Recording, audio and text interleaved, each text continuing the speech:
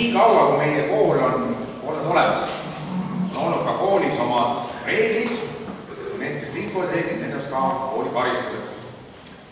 Ma ütlen kohe ette, te saate õppida väga õnnelikul ajal, sest kuigi need peamised koolireeglid on tegelikult olnud läbi aegade sama, et õpilane peab hästi õppima, koolis hästi käituma, siis ometi on olnud vanasti meie koolis sellised reeglid, mis tänapäeval tunduvad täiesti võimatud ja absurdsed. Aga ometi pidi toona kooli õpilased nende järgi korralikult käituma. Aga alustame päris algusest. Lähme siis ajast tagasi 383 aastat, kui meie kool loodi ja kõigepealt meie kooli ajaloo esimesed 150 aastat ehk see periood, kui Eestimaal valitsesid Rootsi kuningad ja juba otsapidi lõpus ka Vene tsaarid ja keisrid.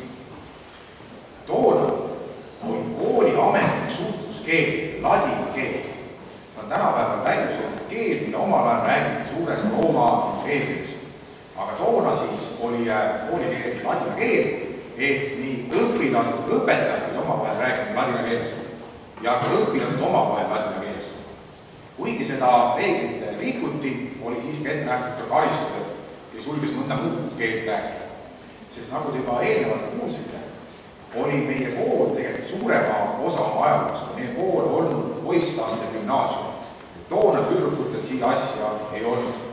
Aga õnneks see kord muutus 70 aastat tagasi. Täna saavad ka tüdrukud ja tütarlapsed siin koolis korraliku hariduse. Aga toona vanasti oli veel see oluline asi, et need poisid, kes siin õppisid, ei olnud eesti soost. Et nad olid valdavalt saksa soost, mida võõrast päritolu noormehed, kes pidid siis ladina keeles omavahel rääkima. Ja see erinevus on ka, et need vanad koolireeglid korraldasid mitte õpilase elu koolihoones sees, vaid ka väljapool kooli lausa seda, kuidas õpilane peab õhtul kodus käituma, millal ta peab magama täpselt, kõik on täpselt kirjas. Et siis vanasti oli õpilastel keelatud mängida sarkmänge ja pidid nad eemal hoidma kahtlastest seltskondadest. Ja loomulikult ei võinud nad öösel ringi hulkuda mööda linna ja teha öösel tärve. Toona oli vajalik isegi pulma minekuks koolijuhi luba. Kujuta ette, kui praegu tuleks minna pulma ja pöörduda kooli direktoriga. Siis veel huvitav asi see, et oli keelatud ennast külma veega pesta ja külmas vees supelda. See lihtsalt põhjusel, et arstiteadus oli toona väga algeline ja külm suhtlus võis tuua kaasa kopsupõletiku, mis toona võis lõppeda paraku noore inimese surmaga. Karvärk. Nüüd üks väga põnev asi erinevus on see, et toona oli noormeestel ja meestel auasi kanda mõõka. Oli selline komme. Aga koolimajas sees oli mõõga kandmine rangelt keelatud. Ainult lõpuklasside õpilased lõpupeolased seda kandnud. Ometi on tegemist ka auasjaga, seda reeglit kahjuks rikuti. Vahepeal tulid õpilased mõõga kooli. Need on pandud kirjelausa selline lugu, et üks õpetaja tegi kaebuse, et üks ärritunud õpilane teda tunni ajal mõõgaga rünnanud. Õnneks see õpetaja ei ellu ja ma olen kindel, et ma tegemist oli väga raske koolikorra rikkumisega, siis õpilase kõige võimalikuma rangema karistuse. Toona oli võimalik siis reeglit rikkunud õpilast väga mitmel moel karistada. Näiteks loomitusega, põrandale istuma panemisega, tahapoole pinki paigutamisega. Võis ka määrata päris karmi rahalise trahvi. Toona oli koolis lubatud ihunuhtlus ehk võisid õpilast pitsavad kepihoopidega karistada. Et tänapäeval on see ammu ajaloomuligast lisatud karistusviis. Aga oli kergemad variant. Näiteks võid määrata karistuseks, et sa pidid selle rikkumise teemal õppima kirjutama kirjale või õppima mõne kuulsa kirjaniku teose pähe. Aga muidugi eriti tõsiste rikkumiste puhul visati õpilane koolist välja.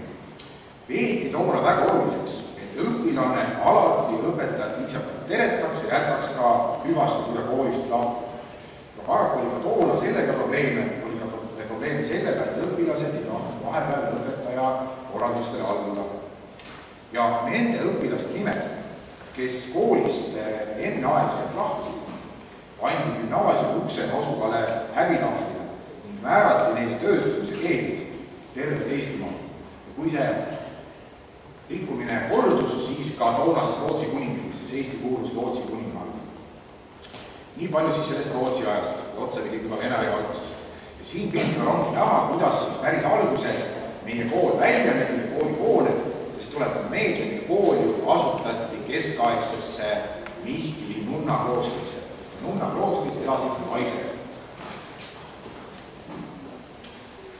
Nüüd liigume ajas edasi, Eestimaa jätkuvalt kuulub Vene impeeriumi koosseisu, mida valitsevad siis Vene keisrid ja Tallinna kubernatori gümnaasiumi sisekorrast loeme, et koolis võis puududa üksnes haiguse tõttu.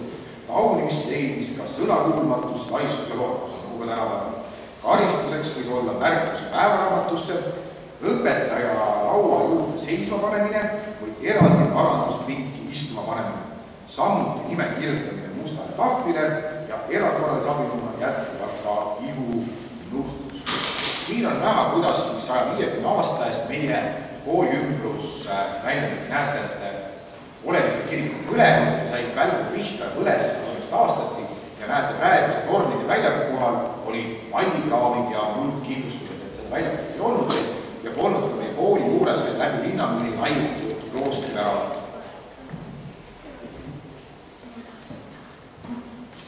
Nii jätkuvalt oleme Vene ajas Tallinna Nikolai esimese gümnaasium.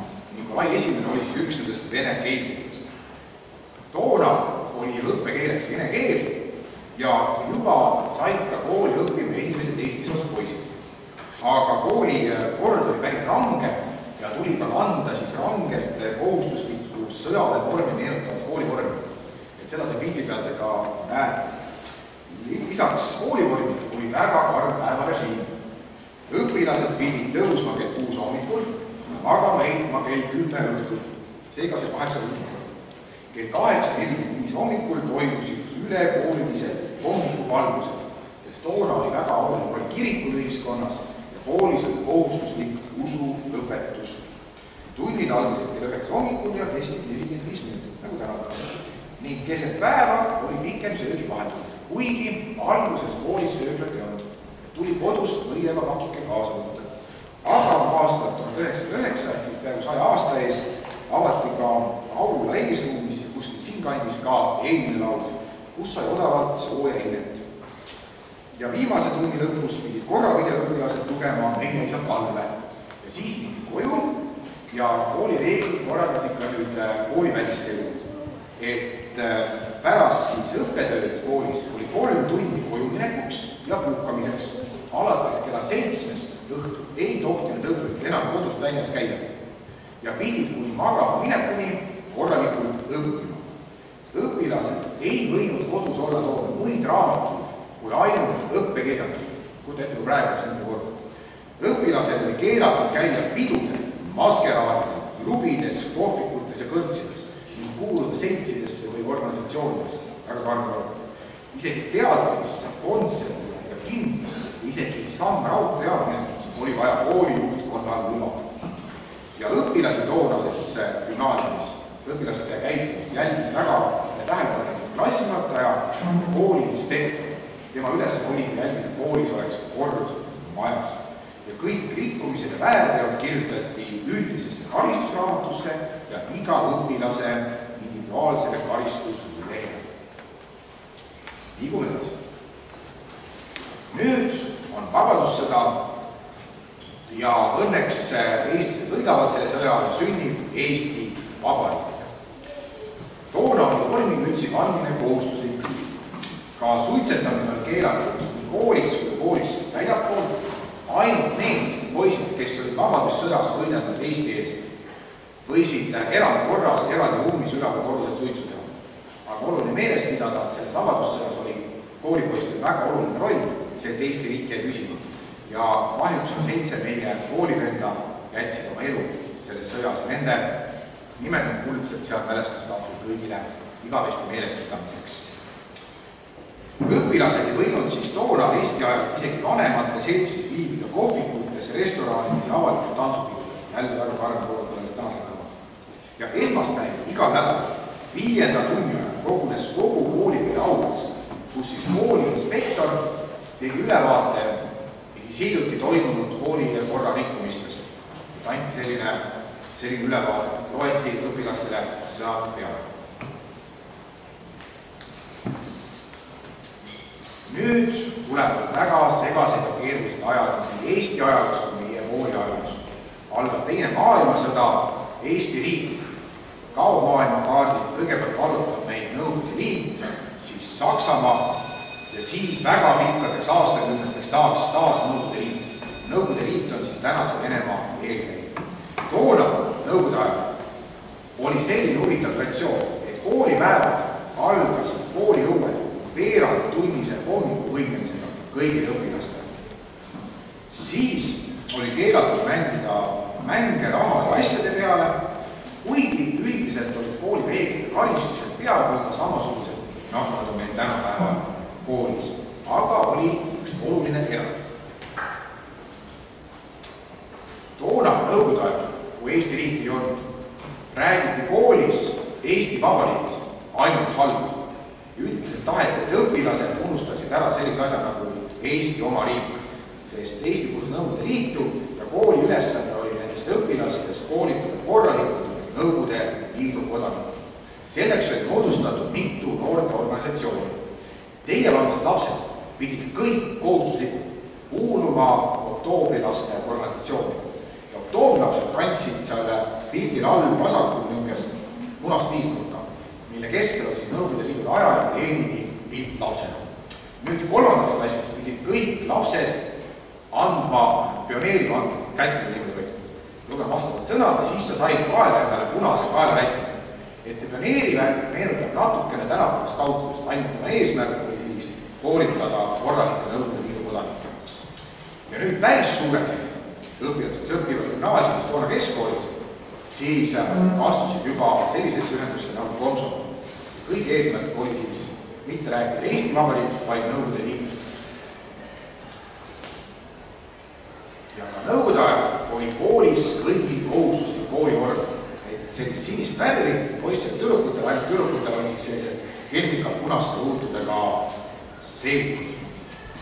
Vot nii palju siis sellest kooli korrast ja karistustest läbi ajaloo ja elagu õitsega ja arenegu meie kool. Head sünnipäeva kõigile!